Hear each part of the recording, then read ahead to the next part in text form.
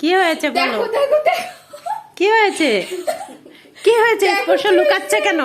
কি দারুণ জিনিস হইছে। কি কি হয়েছে? স্পর্শ, কি করেছে স্পর্শ? দ্য গ্রেটেস্ট রাইটার স্পর্শ হ্যাঁ হ্যাঁ হ্যাঁ, সে কি তার করেছে? প্রথম লেখা প্রকাশ করেছে।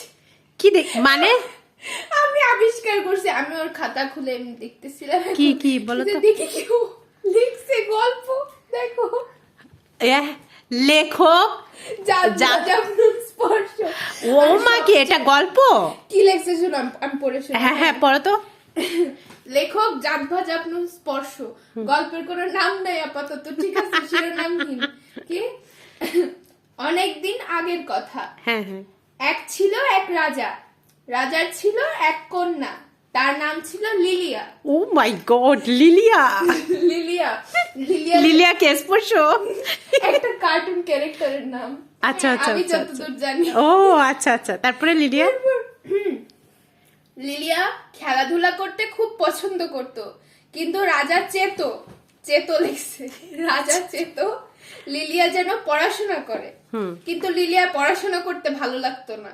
একদিন রাজা চিন্তা করে দেখলো যে লিলিয়াকে দিয়ে আর হচ্ছে না, তাকে পড়াশোনা করতেই হবে। সে লিলিয়ার জন্য টিচার ঠিক করলো, প্রায় 1000টি শিক্ষক। 1000টি শিক্ষক? যাক, মাশাআল্লাহ, গল্পে ক্লাইম্যাক্স আছে, তুমি চালিয়ে যাও, শুনি পুরোটা। লিলিয়া এ শুনে প্রাসাদ থেকে পালিয়ে গেল, সে জঙ্গলে চলে গেল। ও মাই গড। সে পথে বনবাসে চলে গেল। বনবাসে চলে গেছে। সে পথে বামনদের দেখতে পেল। ও মা। লিলিয়া একটু ভয় পেয়ে গেল, এর জন্য সে ঝোপের পিছনে লুকিয়ে পড়লো। সে দেখতে পেল বামনরা কোথায় যেন যাচ্ছে।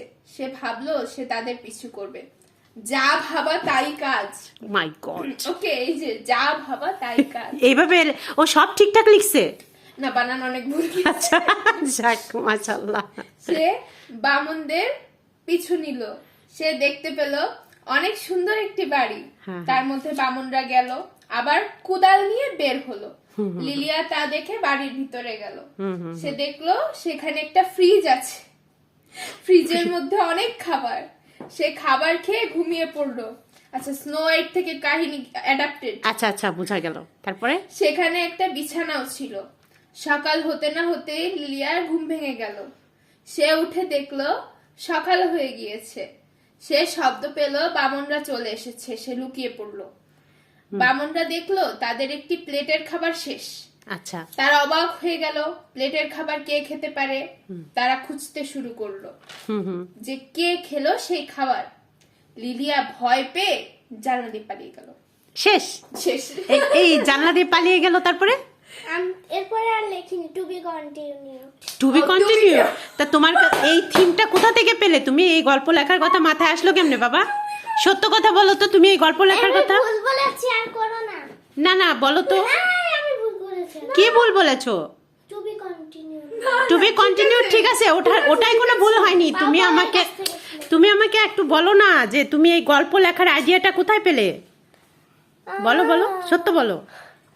ইচ্ছা করেছিল।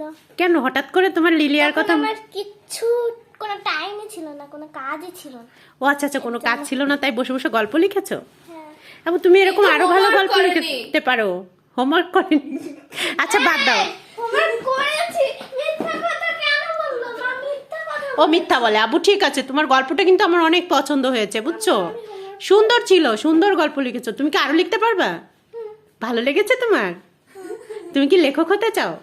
না, তাহলে লিখেছো কেন? এমনি লিখেছি। ও, ভালো লেগেছে তাই লিখেছো, কিন্তু বড় লেখক হতে চাও না?